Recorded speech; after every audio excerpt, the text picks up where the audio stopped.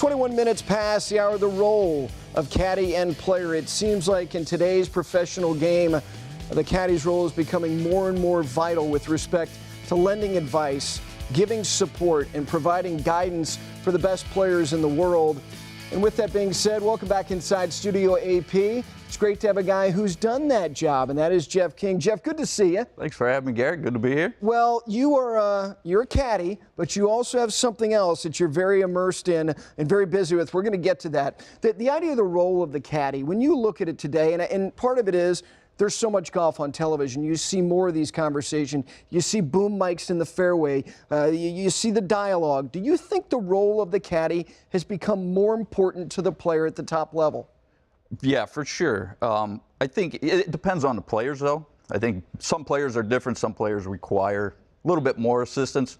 I think in situations, Sundays, back nine, pressure situations, anybody, I don't care who you are, you need somebody to lean on, and that's why they have somebody out there that they trust. So in those situations, just on a regular day, on a Thursday or Friday, it depends on the player.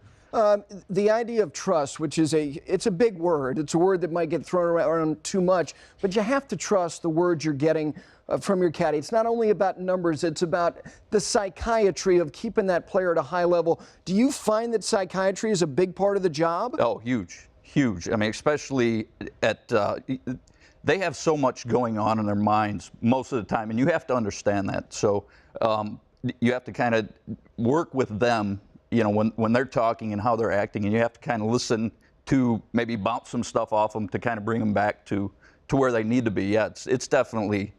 It's a lot harder than it seems, for sure. Yeah. Well, I have, just kind of as a folly, but also to really educate myself. I caddied as a kid, but caddying at the highest level and having the experience of getting on a bag for Rory McIlroy or Bubba Watson or most recently Justin Rose, you have to process information very, very quickly, because when they get to that ball and they begin their decision-making process, they're expecting you to have all the information, are they not? Sometimes even before that. Right. It's like the phrase "one shot ahead" is an understatement. I mean, sometimes you have to be two or three or entire hole ahead. I mean, I know a lot of times personally, when I'm on a green, I always, for Luke, I didn't read putts, so I always looked in my book for the next hole just to make sure, hey, where's the tee at? Where's the wind going? Are we hitting, because he hits the thing a long way. So we had to, when we got there, especially if we had the honor, if it was our tee, we had to step up there and go, what are we doing here? It's, hybrid at the bunker. So, yeah, always one shot minimum ahead. But myself, I always tried to stay a hole ahead. Okay, the idea of players having low points. How about caddies? Do you have a low point that sticks out in your mind, being on a bag for somebody that you just said, boy, did I botch that situation? Oh, several. Yeah, it's a good thing I'm here alone and my friends aren't here, because we'd probably be here for an hour or so. One time, I think in Springfield, Illinois, back years ago, maybe 2005-ish, I was caddying for Heather Bowie. And Springfield, it's called the Rayo Golf Course. Number 1 and number 10 are pretty fairly similar holes. They're both slight dogleg rights. They both have bunkers on the right. And the year before, they changed the nines. So one was 10, 10 was 1. Now, one's about 60 yards shorter than the other one. In the heat of the deal, first hole on Thursday, didn't even pay attention. We whack it right down there in the bunker. And I look at my book, and there's a sprinkler head about 10 yards ahead of the bunker. I walk it off, and I said like 117 and 28. It was like 145 of the hole in my mind and in the book, right? So for Heather, that's a perfect 8-iron, and then usually she asks me every club, and she didn't ask me in this particular time. Pulled the bag away, and I look, and she had 7. I'm like, woo, this thing's going to have to settle. And she absolutely, it was the purest bunker shot I've ever seen from a fairway, men, woman, or anybody. And this thing was in the air going right at the flag, and there was 2 people standing behind the green, and they didn't even move. And I mean, there wasn't even like a get down in this thing. It was going right over their head. They didn't even flinch. They just stood there. And I'm like, where is that going, right? It hit this road, bounced about 100 feet into the air into the woods, right? So she looked at me and she's like, where'd that go? And I'm just shaking like in my head. You felt like about this big, right? And it turned out I was on number 10 in the book, and we were on number 1. And that sprinkler head in number 1 was exactly 27 yards short. Mercy. But it was our play, like you said, being prepared. It was our play. We were first.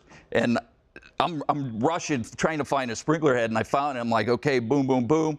And I mean, this thing, it was gone. And to add, a little icing on the cake, she's like, well, let's go find it. And I'm thinking to myself, I'm like, it's right here in my pot, we got to drop it on. I didn't say anything, right. But as we were walking to the green, the 2 volunteers on the next tee box, about 50 yards away, she's like, did anybody see that? And this guy goes, it hit the road and it went deep into the wood, And I'm just going, okay, like I didn't feel bad enough. Now everybody up here knows, right? So they kind of named that road Jeff King Boulevard.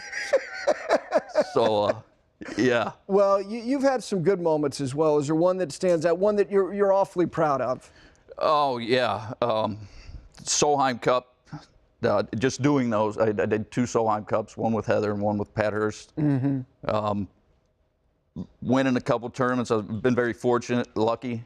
I think the first one with Candy Kung back in Pennsylvania, beating the field that we did, Meg Mallon, Sari Pat, Karin Koch, just a bunch of top players. Sure.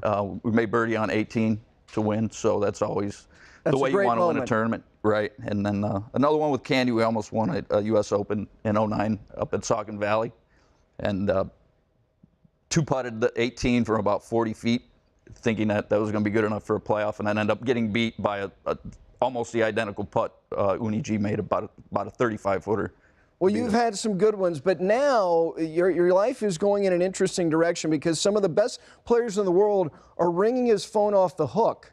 Why are they doing that? Do they want him on the bag, or do they want something in a bag? We'll explain that when we continue with Jeff King.